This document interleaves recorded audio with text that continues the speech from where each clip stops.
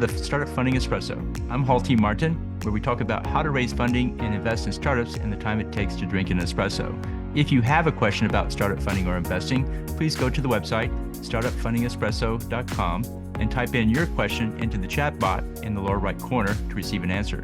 I hope you enjoy this episode.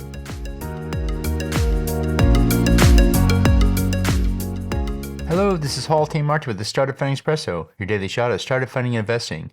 In pitching investors, there are key nuances that can make or break the pitch. Here's a list of nuances to consider when pitching. Use the pitch to build a collaboration. Funding is a part of it, but not the only thing. Start your pitch with your core value proposition. State in plain language what your company does.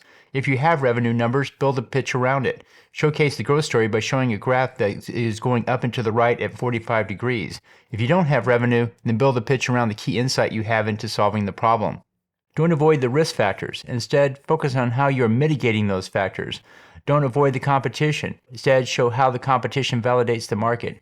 Show how this raise will set up the business for the next round and is part of an overall strategy. Consider these nuances in building your pitch. Thank you for joining us for the Startup Funding Espresso, where we help startups and investors connect for funding. Let's go start listening to today. Hall T. Martin is the director of Investor Connect, which is a 501c3 nonprofit dedicated to the education of investors for early stage funding. All opinions expressed by Hall and podcast guests are solely their own opinions and do not reflect the opinion of Investor Connect. This podcast is for informational purposes only and should not be relied upon as a basis for investment decisions.